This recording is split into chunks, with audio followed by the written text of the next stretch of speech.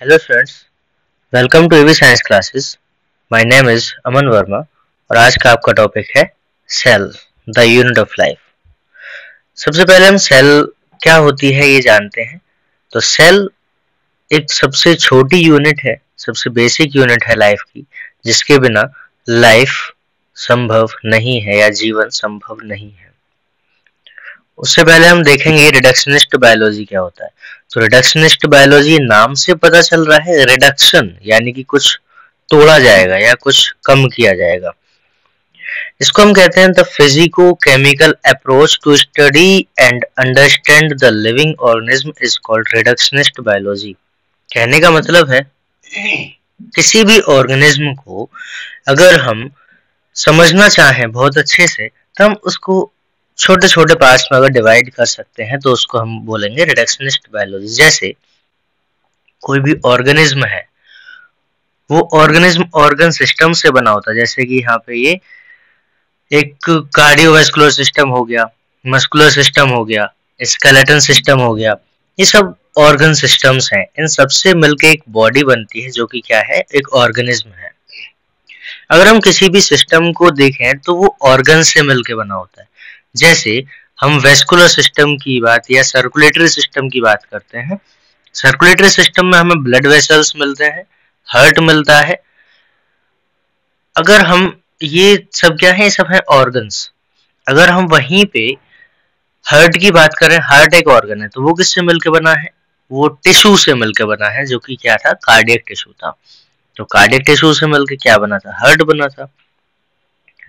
अब cardiac tissue किससे मिलके बना था, कार्डियक सेल से मिलके बना था। अब कार्डियक सेल्स में या फिर हम कहें सेल में क्या क्या होगा, सेल मॉलिक्यूल से मिलके बनी है। उसमें कुछ प्रोटीन होंगे, कुछ वाटर मॉलिक्यूल होंगे, कुछ फैट होगा। उसमें से जैसे हमने माना एक वाटर मॉलिक्यूल था, तो वाटर मॉलिक्यूल किससे मिलके बना होगा, हाइड्रोजन एटम से और ऑक्सीजन एटम से। तो ये मिलके क्या बनाया, वाटर मॉलिक्यूल बनाया।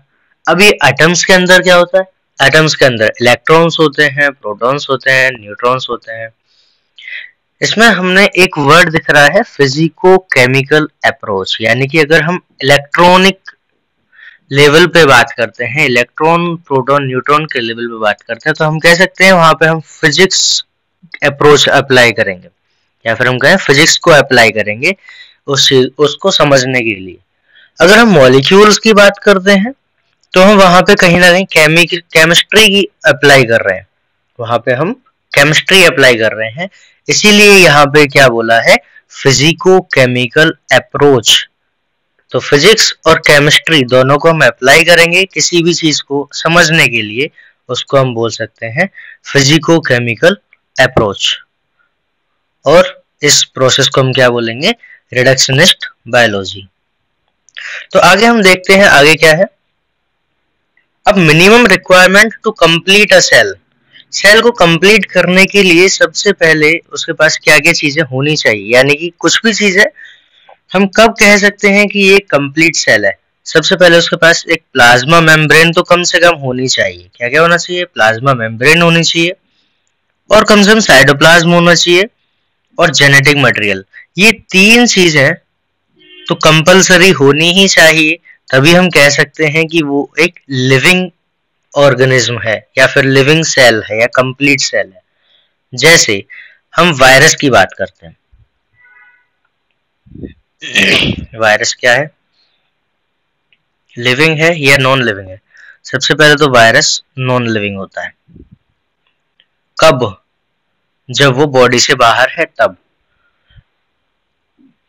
वायरस नॉन लिविंग है जब वो बॉडी से बाहर है तब। अगर हम बोले ये लिविंग भी है, कब, जब ये बॉडी के अंदर है तब। तो इसको हम लिविंग सेल क्यों नहीं मानते हैं, इसको सेल क्यों नहीं मानते, क्योंकि इसके पास प्रोटीन कोट भी होता है,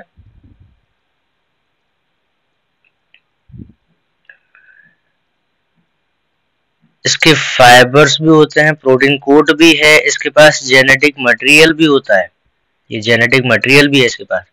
लेकिन इसके पास साइटोप्लाज्म नहीं है, जिस वजह से हम इसको सेल नहीं बोलेंगे। तो वायरस कोई सेल नहीं है। अब सेल है क्या, तो सबसे पहले तो what is cell? Cell is the basic unit of life. Cell को बेसिक यूनिट ऑफ लाइफ क्यों बोलते हैं? किसी भी चीज को हम सेल कब बोलते हैं? जब उसके पास तीन चीजें हो, सेल मेम्ब्रेन, साइटोप्लाज्म और जेनेटिक मटेरियल। अब सेल को बेसिक यूनिट ऑफ लाइफ क्यों बोला? क्योंकि जब हम किसी ऑर्गेनिज्म को देखते हैं, उसमें आसानी से दिखने वाले पैकेट्स क्या हो सकते हैं? आसानी से दिखने वाले पैकेट्स वो सेल्स होते हैं, जिसको हम आसानी से डिफरेंशिएट कर सकते हैं, रिकॉग्नाइज कर सकते हैं, वो सेल्स होते हैं। इसीलिए हम इसको क्या बोलते हैं? बेसिक यूनिट ऑफ लाइफ बोलते हैं, जो कि एक मेम्ब्रेन से सराउंडेड होते हैं, यानी घिरे होते हैं एक मेम्ब्रेन से। आगे हम बात करते हैं कि इसको फंडामेंटल यूनिट ऑफ लाइफ क्यों बोलते हैं। अब फंडामेंटल यूनिट ऑफ लाइफ भी इसी की डेफिनेशन है। ऐसा क्यों बोला? कि किसी भी ऑर्गेनिज्म की सबसे छोटी यूनिट, किसी भी ऑर्गेनिज्म की सबसे छोटी यूनिट जो कि मेटाबॉलिकली एक्टिव हो, यानी मेटाबॉलिज्म शो करती हो, उसको हम फंडामेंटल यूनिट ऑफ लाइफ बोलते हैं। अब मेटाबॉलिज्म क्या होता है? कि सेल को जिंदा रखने के लिए उसमें कई तरह की रिएक्शंस चल रही होती हैं। वो रिएक्शंस कुछ बनाने वाली भी हो सकती हैं, वो रिएक्शंस कुछ तोड़ने वाली भी हो सकती हैं। एग्जाम्पल के लिए हम फोटोसिंथेसिस की बात करते हैं। तो फोटोसिंथेसिस क्या है? फोटोसिंथेसिस एक बनाने वाली रिएक्शन है, क्योंकि उसमें CO2 और H2O को मिलाकर ग्लूकोज मॉलिक्यूल बनाया जाता है। तो वो हो गई एक एनाबॉलिक प्रोसेस। वहीं पे अगर हम रेस्पिरेशन की बात करते हैं, तो रेस्पिरेशन एक कैटाबॉलिक प्रोसेस है, क्योंकि उसमें हम कुछ चीजें तोड़ रहे हैं। क्या तोड़ रहे हैं? कि ग्लूकोज को हम CO2 और H2O में ब्रेक कर देते हैं ऑक्सीजन की प्रेजेंस में। इसीलिए हम उसको क्या बोलते हैं? कैटाबॉलिज्म बोलते हैं। और मेटाबॉलिज्म क्या होता है? फिर एनाबॉलिज्म और कैटाबॉलिज्म, यानी कि तोड़ने वाली रिएक्शन और जोड़ने वाली रिएक्शन, दोनों को कंबाइंडली अगर हम बोलेंगे तो हम मेटाबॉलिज्म बोलते हैं। अब हम बात करते हैं कि स्ट्रक्चरल यूनिट ऑफ लाइफ भी इसी को बोलते हैं और फंक्शनल यूनिट ऑफ लाइफ भी इसी को बोलते हैं। कि जिस तरह से किसी भी घर को बनाने के लिए, जिस तरह से किसी भी घर को बनाने के लिए हमें एक ईंट की जरूरत होती है, इसी तरह से किसी भी ऑर्गेनिज्म को बनाने के लिए हमें एक सेल की जरूरत होती है। तो सेल किस तरह से है? बेसिक यूनिट ऑफ लाइफ भी है, या स्ट्रक्चरल और फंक्शनल यूनिट ऑफ लाइफ भी है। आगे हम बात करते हैं डिस्कवरी ऑफ सेल, या हिस्ट्री ऑफ सेल डिस्कवरी हम कह सकते हैं। अब इसमें सबसे पहले जो सेल डिस्कवर की गई थी वो रॉबर्ट हुक के द्वारा की गई थी। रॉबर्ट हुक ने सच में सेल की डिस्कवरी की थी या नहीं की थी, वो आगे देखते हैं। तो रॉबर्ट हुक ने किया गया था, रॉबर्ट हुक ने कर्कस सुबेर, जिसको कॉर्क ओक भी बोलते हैं, इस पेड़ की छाल, यानी कि बार्क ऑफ ट्री, ये एक कर्कस सुबेर नाम का पेड़ दिखाई दे रहा है इसमें। इस पेड़ के बार्क को इसने लिया, बार्क से जो बनता है कॉर्क, बार्क से जो कॉर्क बनता है, कॉर्क होता है जो बॉटल में स्टॉपर लगाते हैं, उसको हम कॉर्क बोलते हैं, लकड़ी का होता है, ये बार्क का बना होता है। अब इस कॉर्क की उसने स्लाइस, पतले पतले स्लाइस काटे।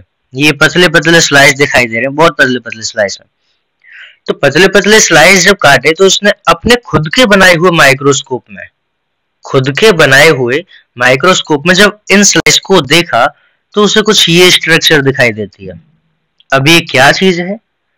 ये एक ऐसी स्ट्रक्चर है जिसमें एक मधुमक्खी के छत्ते की जैसी स्ट्रक्चर दिखाई दे रही है, यानी हनीकॉम्ब लाइक स्ट्रक्चर इसमें दिखाई दे रही है। छोटे छोटे बहुत सारे होल्स दिखाई दे रहे हैं इसमें।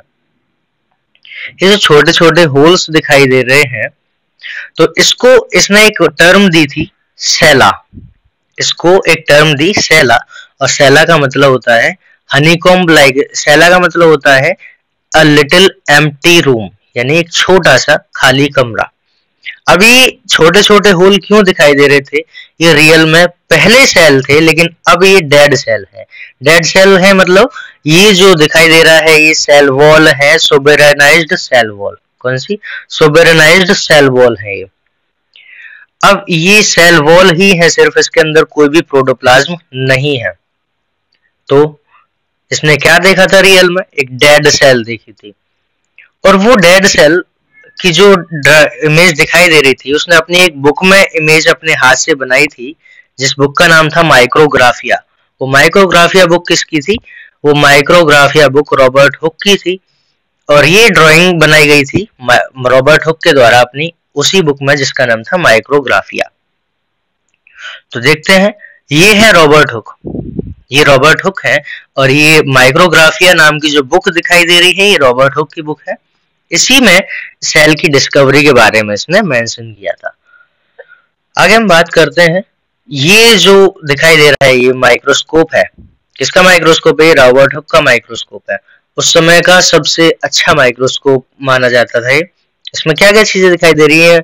ये ऑयल लैंप है, वाटर फ्लास्क है, ये सभी चीजें फोकस करने के लिए है, स्लाइड को फोकस करने के लिए। स्पेसिमेन होल्डर दिखाई दे रहा है, यहाँ पे आई पीस है जहां से ऑब्जेक्ट को देखा जाएगा, यहाँ पे आंख लगा के देखते हैं, यहाँ पे ऑब्जेक्ट को रखते हैं, स्पेसिमेन को रखते हैं।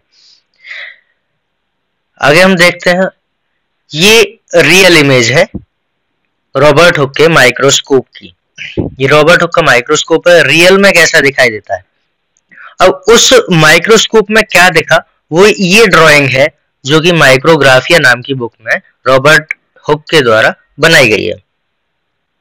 आगे हम देखते हैं, अब अभी तक तो डिस्कवरी देखी थी हमने एक डेड सेल की, जिसमें कि सिर्फ सेल वॉल ही थी, सेल वॉल के अलावा उसमें और कुछ भी नहीं था, मतलब उसमें प्रोटोप्लाज्म नहीं था। हम बात करते हैं फर्स्ट लिविंग सेल किसने देखी थी। तो फर्स्ट लिविंग सेल देखने वाले थे Anton van Leeuwenhoek. Anton van Leeuwenhoek real में कोई भी साइंटिस्ट नहीं थे, कोई ऑफिशियल साइंटिस्ट ये नहीं थे। फिर ये कौन थे? ये क्लॉथ मर्चेंट थे। ये क्लॉथ मर्चेंट थे, पर इनको एक हम कह सकते हैं क्रिएटिव टाइप के थे, क्यूरियोसिटी, जानने की इच्छा रहती थी कि क्या होता है। तो सबसे पहले क्या किया, ये लेंसों को अरेंज करके देख रहे थे, जिससे कि उस समय का सबसे अच्छा माइक्रोस्कोप बना। ये माइक्रोस्कोप है, किसका माइक्रोस्कोप है? ये एंटोनी वॉन ल्यूवेनहुक का माइक्रोस्कोप है। अभी डिस्कवरी कैसे की थी लिविंग सेल की? तो एक बार बारिश आ रही थी, बारिश का पानी एक लिया, और उसमें क्या देखा, माइक्रोस्कोप में रखने के बाद देखा उसमें छोटे छोटे माइक्रोस्कोपिक ऑर्गेनिज्म दिखाई दे रहे हैं मूवमेंट करते हुए। तो उसको नाम क्या दे दिया? नाम दे दिया एनिमल क्यूल। एनिमल क्यूल। तो जो रॉबर्ट हुक ने डिस्कवरी की थी, उसने एंटोनी वॉन ल्यूवेनहुक ने तो लिविंग सेल की डिस्कवरी की थी, और नाम क्या दे दिया? एनिमल क्यूल। उसने धीरे धीरे करके बहुत सारे माइक्रो ऑर्गेनिज्म देखने लगा। क्या क्या देखा था एंटोनी वॉन ल्यूवेनहुक ने, आगे हम देखते हैं। सबसे पहले क्या क्या देखा था? स्पर्म सेल देखी थी, बैक्टीरियल सेल देखी थी, ईस्ट सेल देखी थी, रेड ब्लड सेल और WBC। ये सभी चीजें माइक्रोस्कोप में, अपने खुद के बनाए हुए माइक्रोस्कोप ने एंटोनी वॉन ल्यूवेनहुक ने देखी थी। आगे हम बात करते हैं डिस्कवरी ऑफ न्यूक्लियस की। तो डिस्कवरी ऑफ न्यूक्लियस किसके नाम पर जाती है? रॉबर्ट ब्राउन के नाम पर जाती है। न्यूक्लियस की डिस्कवरी कैसे हुई? ये क्या कर रहे थे, दो अलग अलग स्पीसीज के प्लांट में, मतलब कि दो स्पीसीज के प्लांट में ये फर्टिलाइजेशन की स्टडी कर रहे थे। और फर्टिलाइजेशन के टाइम पे सेल के अंदर एक स्ट्रक्चर देखी जिसको नाम दिया गया न्यूक्लियस। तो न्यूक्लियस की डिस्कवरी किसके नाम पे जाती है? रॉबर्ट ब्राउन के नाम पे जाती है। ये जो एक सेल है, यहां से ये जो दिखाई दे रही है, ये जाती हुई सेल है, ये, और इस सेल के अंदर ये जो स्ट्रक्चर दिखाई दे रही है हाईलाइटेड जैसी, इसको हम बोलते हैं न्यूक्लियस। तो यही एक स्ट्रक्चर देखी थी जिसको क्या नाम दिया गया? न्यूक्लियस नाम दिया गया था। तो न्यूक्लियस की डिस्कवरी किसके नाम पे गई? रॉबर्ट ब्राउन के नाम पे गई। आगे हम देखते हैं सेल थ्योरी। तो सेल थ्योरी किसने बनाई थी? सबसे पहले तो फॉर्मुलेट द सेल थ्योरी कौन है? Matthias Jacob Schleiden. और थियोडोर स्वान। अब ये कौन कौन थे? मैथियस लाइडेन जर्मन बॉटनिस्ट थे जो कि 1838 में आए थे, और थियोडोर स्वान ब्रिटिश जूलॉजिस्ट थे जिनकी डिस्कवरी 1839 में हो रही थी। तो दोनों लगभग आसपास के ही थे, टाइम के हिसाब से दोनों आसपास के ही थी। 1838 में डिस्कवरी हो रही थी, यहाँ पे 1839 में डिस्कवरी हो रही थी। तो इस सेल थ्योरी में है क्या? मैथियस लाइडेन कौन थे? एक बॉटनिस्ट थे, और थियोडोर स्वान कौन थे? जूलॉजिस्ट थे। अब मैथियस लाइडेन ने क्या किया? बहुत सारे प्लांट सेल्स की स्टडी की। बहुत सारे प्लांट सेल्स की जब स्टडी की तो वहां पे पता चला कि ये सभी प्लांट्स अलग अलग तरह की सेल से मिलके बने होते हैं। जब ये सभी प्लांट्स अलग अलग तरह की सेल से मिलके बने होते हैं, ये बताया किसने? मैथियस लाइडेन ने। और थियोडोर स्वान ने क्या किया? थियोडोर स्वान एक जूलॉजिस्ट थे, तो थियोडोर स्वान ने अलग अलग तरह के एनिमल्स की स्टडी की। तो बोला कि जितने भी ऑर्गेनिज्म है, जितने भी एनिमल्स हैं, वो सभी अलग अलग तरह की सेल से मिलके बने होते हैं। एक ऑब्जर्वेशन और की थी थियोडोर स्वान ने, कि बताया कि सभी सेल के पास एक आउटर मेम्ब्रेन होती है जिसको आज हम सेल मेम्ब्रेन के नाम से जानते हैं। एक कंक्लूजन क्या निकाला फिर? अब ये जो थियोडोर स्वान है, थियोडोर स्वान ने एनिमल सेल के साथ साथ प्लांट्स में भी स्टडी की थी। प्लांट्स में स्टडी करने के बाद एक कंक्लूजन निकाला कि presence of cell wall in plants is unique feature of plant cell. मतलब कि प्लांट सेल के पास जो सेल वॉल होती है वो प्लांट सेल का यूनिक फीचर होती है, वो एनिमल सेल के पास नहीं मिलेगी। तो आगे क्या हुआ? आगे हाइपोथेसिस दी थी स्वान ने। स्वान ने क्या हाइपोथेसिस दी थी? कि body of plant and animals are composed of cell and the cell product. जब प्लांट हो या एनिमल हो, सभी की बॉडी सेल या सेल प्रोडक्ट से बनी होती है। लेकिन जब इन दोनों से पूछा गया कि नई सेल कहां से आएगी, तो ये दोनों इस बात को एक्सप्लेन करने में सक्षम नहीं रहे। मतलब कि ये नहीं बता पाए कि नई सेल कहां से आती है। तो एक और साइंटिस्ट आते हैं जो है रुडोल्फ विर्चो। रुडोल्फ विर्चो ने क्या किया? 1855 में रुडोल्फ विर्चो आए और सेल थ्योरी को फाइनल टच दिया। कैसे? एक लाइन बोल दी, ओमनिस सेल्यूला ई सेल्यूला। इस लाइन का मतलब क्या है? कि cell divide and new cell are formed from the pre existing cell. कहने का मतलब था कि जितनी भी नई सेल्स अराइज होती हैं वो अपनी प्री एग्जिस्टिंग सेल, मतलब कि अपनी पुरानी सेल से ही डिवाइड होके आती हैं। तो ये बात बताई थी रुडोल्फ विर्चो ने। अब फाइनली मॉडिफाई हो गई थी सेल थ्योरी, और सेल थ्योरी मॉडिफाई होने के बाद अब उसमें क्या क्या बातें आती हैं, समराइज करके अगर हम देखें तो सबसे पहली बात क्या आई थी कि all living organism are composed of cell and cell product. जितने भी ऑर्गेनिज्म होते हैं सभी सेल या सेल प्रोडक्ट से ही बने होते हैं। All cells arises from their pre existing cell. तो सभी सेल्स अपनी पुरानी सेल से ही अराइज होती हैं। तो आज हम सेल थ्योरी तक ही देखेंगे, बाकी हम नेक्स्ट लेक्चर में इसको देखेंगे। आज के लिए बस इतना ही। Thank you.